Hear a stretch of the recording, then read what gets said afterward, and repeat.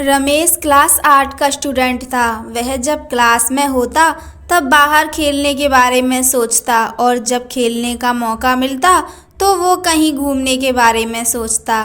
इस तरह वह कभी भी प्रेजेंट मोमेंट का एंजॉय नहीं करता, बल्कि कुछ ना कुछ आगे का सोचा करता।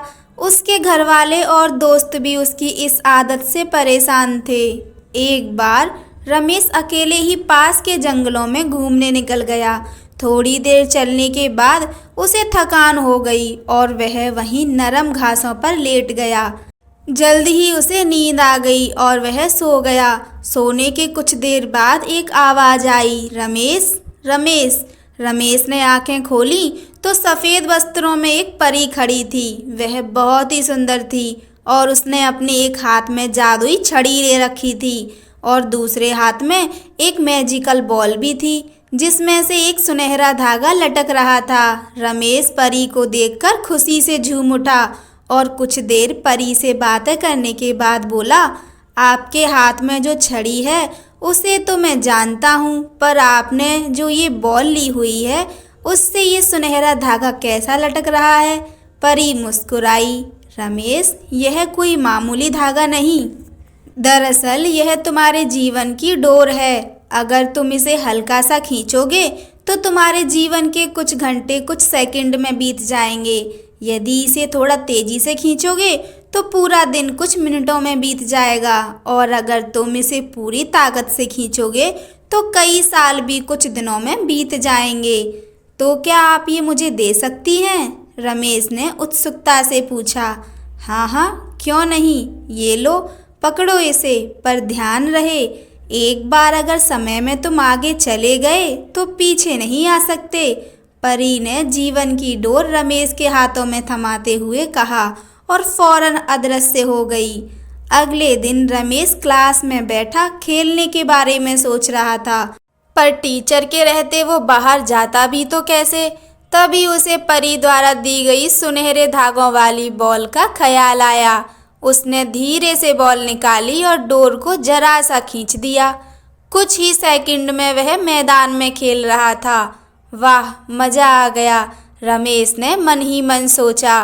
फिर वह कुछ देर खेलता रहा, पर मौजूदा वक्त में ना जीने की अपनी आदत के अनुसार वह फिर से कुछ ही देर में ऊब गया और सोचने लगा, ये बच्चों की तरह जीने में कोई मज़ा नहीं है।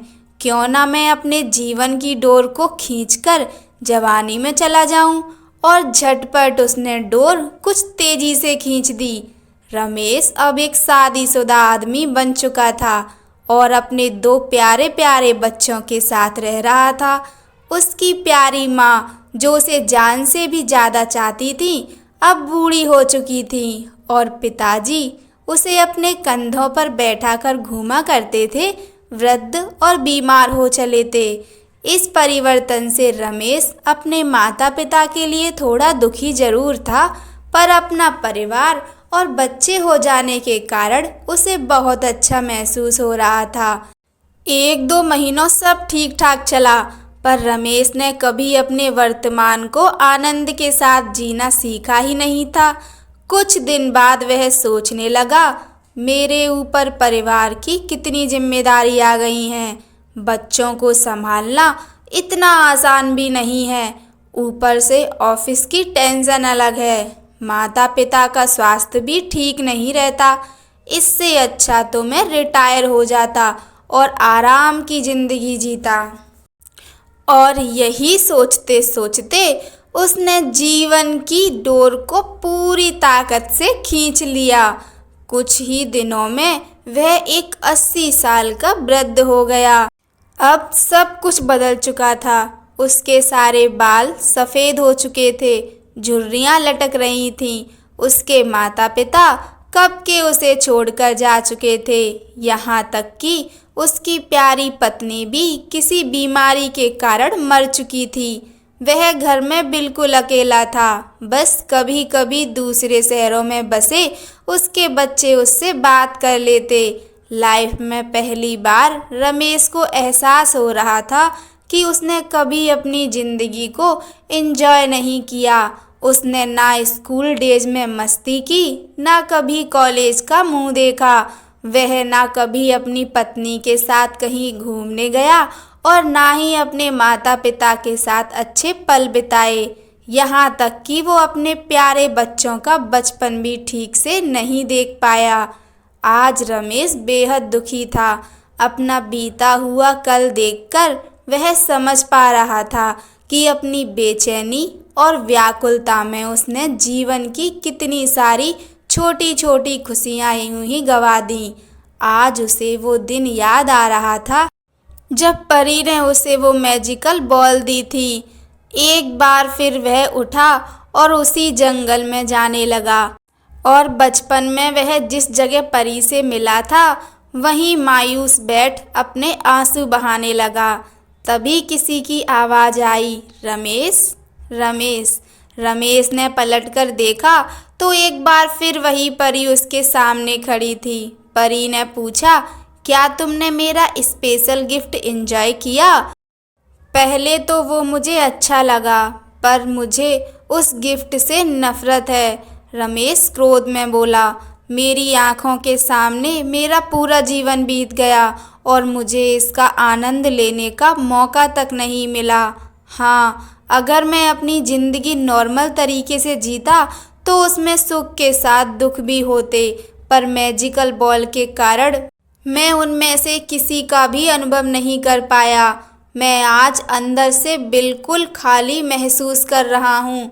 मैंने ईश्वर का दिया ये अनमोल जीवन बर्बाद कर दिया, रमेश निराश होते हुए बोला। ओहो, तुम तो मेरे तोहफे के शुक्रगुजार होने की बजाय उसकी बुराई कर रहे हो। खैर, मैं तुम्हें एक और गिफ्ट दे सकती हूँ, बताओ क्या चाहिए तुम्हें? परी ने पूछा। रमेश को यकीन नहीं हुआ कि उसे एक और वरदान मिल सकता है। वह खुशी से भावुक होते हुए बोला, मैं फिर से वही पहले वाला स्कूल बॉय बनना चाहता हूँ।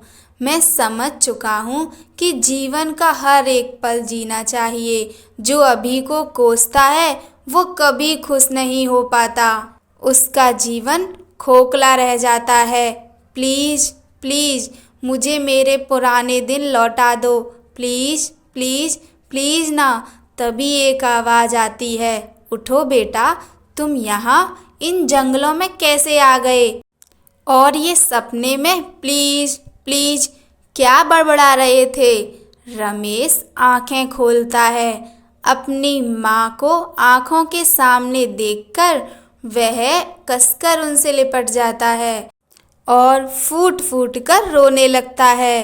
वह मन ही मन परी का शुक्रिया अदा करता है और कसम खाता है कि अब वो जीवन के अनमोल पलों को पूरी तरह जिएगा और डे ड्रीमिंग और कल के बारे में सोचकर अपने आज को बर्बाद नहीं करेगा। दोस्तों, क्या आप खुद को रमेश से रिलेट कर पा रहे हैं? कई बार ऐसा होता है कि हम आज की खूबसूरती को सिर्फ इसलिए नहीं देख पाते क्योंकि हम एक सुंदर कल के बारे में सोचने में खोए रहते हैं, या कई बार हम जो नहीं घटा उसके घटने की चिंता में अपने आज को बर्बाद कर देते हैं। खुशियों के छोटे छोटे पलों को पूरी तरह जीना चाहिए। जीवन की डोर एक बार खिंच जाती है तो फिर लौटकर नहीं आती। किसी ने सच ही कहा है, बीता हुआ कल कभी नहीं आएगा और आने वाला कल शायद कभी ना आए। इसलिए आज ही अपनी ज़िंदगी जी लो, आज ही खुशियाँ मना लो।